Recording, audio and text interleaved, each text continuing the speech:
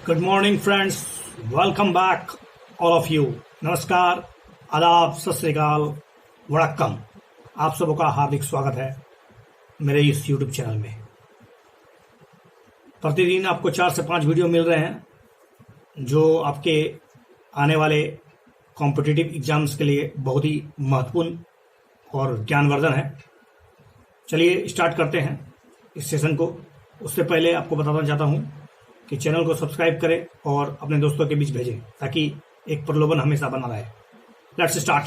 First question सामर झील के बारे में है। सामर झील के बारे में आपको बताना है कि कौन सा कथन सही है। सामर झील गुजरात में स्थित भारत की सबसे बड़ी अंतर्देशीय लवणीय झील है।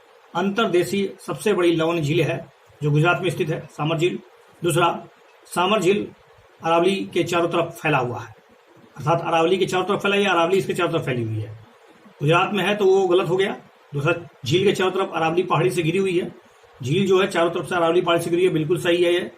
तीसरा है कि इसे रामसर साइट के रूप में नामित भी किया गया है क्योंकि यह हजारों गुलाबी फ्लेमिंगो का आवास है, अन्य पक्षियों का एक तरह से महत्वपूर्ण शीतकालीन पर्यावास है, जो ये भी सही है। तो डेफिनेटली आप भारत के सामर झील के बारे में समझिए कि सामर झील जो है राजस्थान में स्थित है और ये भारत की सबसे बड़ी अंतर्देशीय साल्ट वाटर लेक है, ठीक है, जो राजस्थान में है। झील 5 नदियों से जल प्राप्त करता है जिसमें मेड़दा, सामोद, मंथा, रूपगढ़, खारी और खंडेला।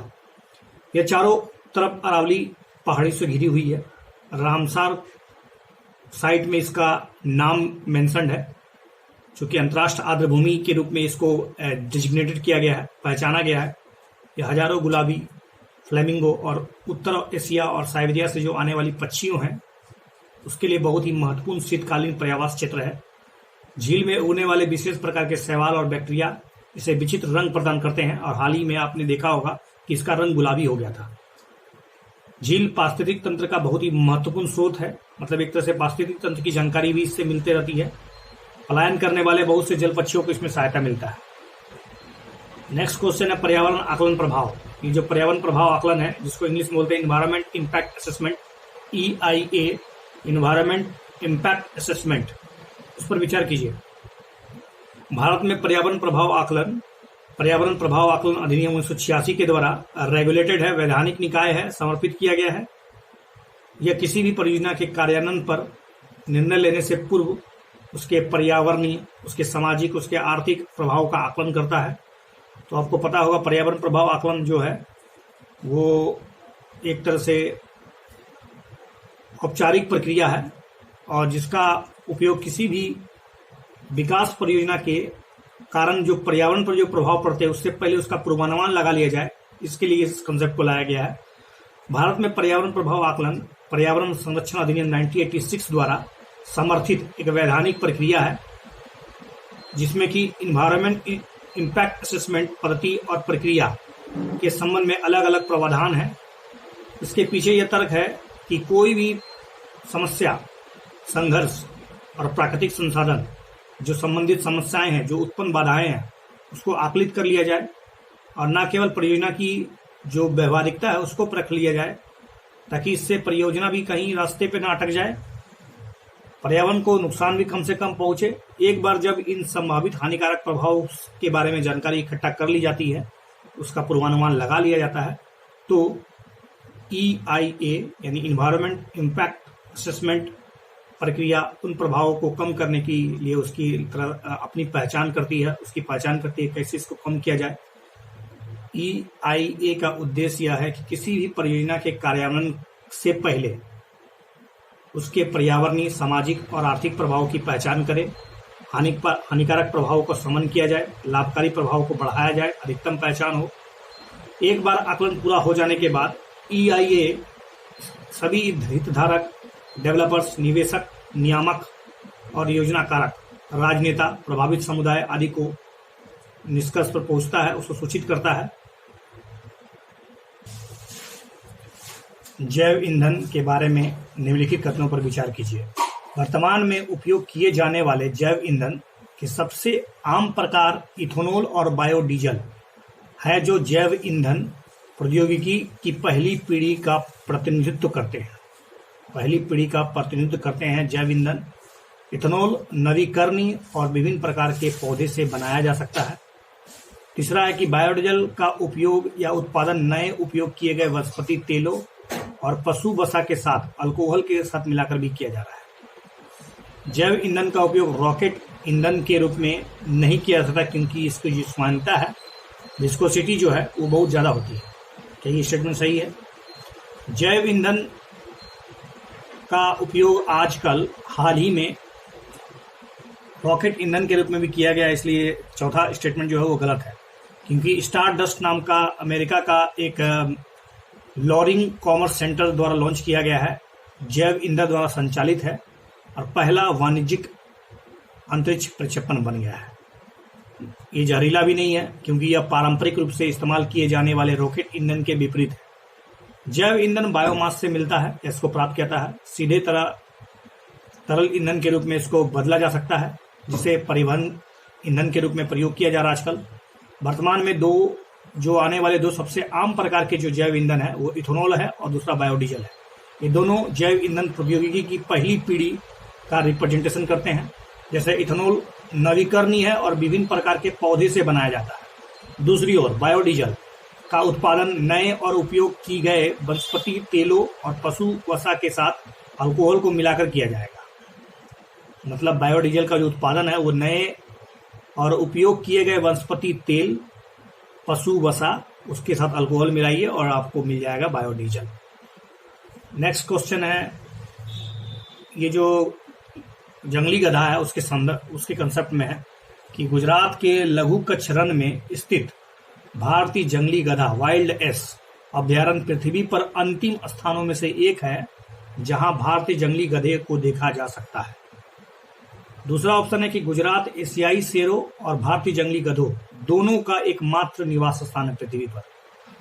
तीसरा है कि भारतीय जंगली गधे की आबादी पिछले 5 वर्षों में मामूली गिरावट देखी गई। देखिए, हाल ही का एक ताजा रिपोर्ट आया है जिस रिपोर्ट में स्पष्ट किया है कि जंगली गधों की संख्या 6000 से ऊपर हो गई है, अर्थात जंगली गधों की संख्या बढ़ी है, ना कि कमी हुई है। रही बात एशियाई शेर और जंगली गधा, ये केवल और केवल भारतीय जंगली गधा और ये गुजरात के क्षेत्र में ही मिलते हैं। और पहला ऑप्शन भी जो है वो भी सही है, क्योंकि गुजरात के जो कच्छ है उसमें ही जंगली गधा पूरा पृथ्वी में मिलता, कहीं मिलता है। गुजरात के वन विभाग के द्वारा भी हाल ही में भारतीय जंगली गधे की आबादी 37% वृद्धि हुई है। मार्च 2020 में इसकी गणना हुई और उसकी गणना आबादी अब लगभग 6082 के पास है। गुजरात एशियाई शेरों, तो जैसा कि मैं आपको बता रहा था कि गुजरात ही एक ऐसा मात्र जगह है पृथ्वी पर जहां पर जंगली गधा और एशियाई शेर दोनों मिलता है। ठीक है, 2006 में इसको यूनेस्को के वर्ल्ड हेरिटेज साइट में भी शामिल किया गया है। This is the good place for sharing here there where, जहां आप घूमना चाहते हैं आप जा सकते हैं जंगली गधा देखने के लिए। ठीक है, नेक्स्ट क्वेश्चन है, ये एनटीसीए से संबंधित है। एनटीसीए, जिसको हम लोग हिंदी में बोलते हैं राष्ट्रीय बाघ संरक्षण प्राधिकरण, national tiger conservation authority, NTCA. NTCA के क्या क्या कार्य हैं? What are the work of NTCA? Let's see.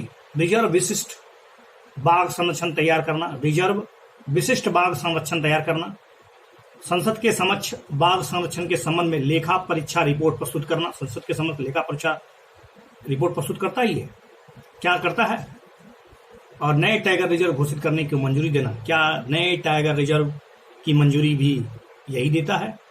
और एनटीसी के प्रमुख जो होते हैं या अध्यक्ष जो होते हैं वो भारत के प्राइम मिनिस्टर होते हैं। Is it right? तो चौथा स्टेटमेंट जिसको मैंने बताया अपने मन से, प्रधानमंत्री इसके अध्यक्ष बिल्कुल नहीं, बल्कि पर्यावरण मंत्री जो होते हैं इसके अध्यक्ष होते हैं। Let's see, everything is right.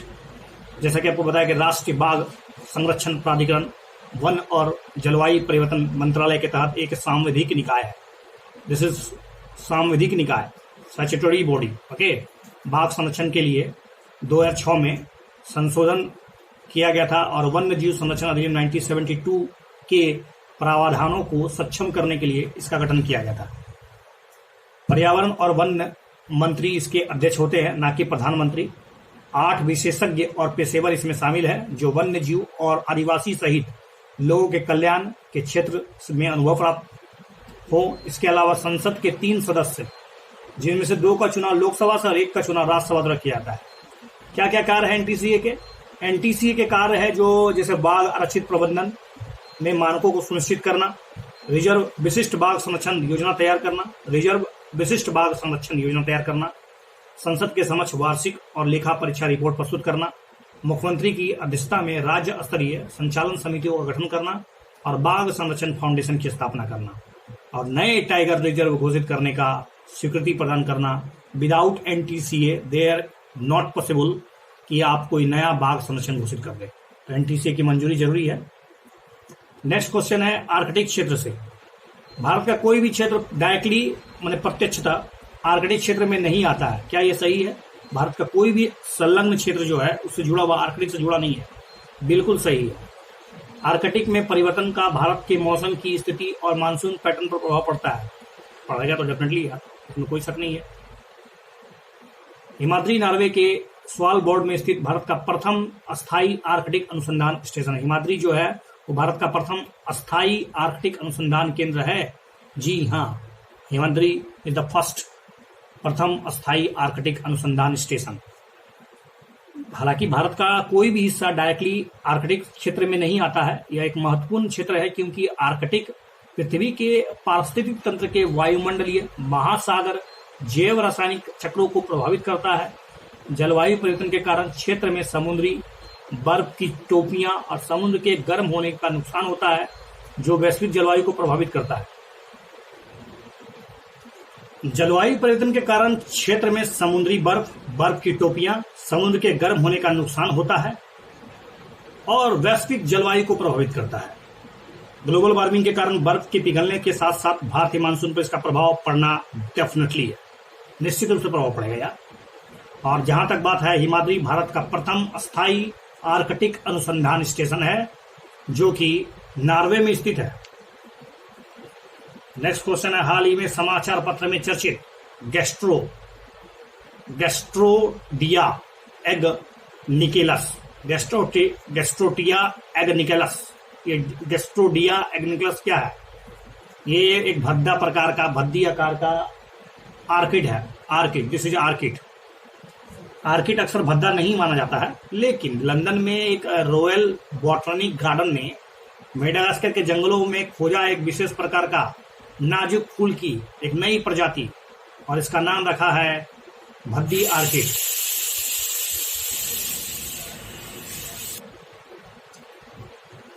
तो this is type of orchid. So let's finish this video. अगर आपको वीडियो अच्छा लगता है तो शेयर और सब्सक्राइब करना बिल्कुल ना भूलिए। कृपया करके इसे आगे बढ़ाएं ताकि मेरा मनोबल बना रहे। Thank you for watching this video.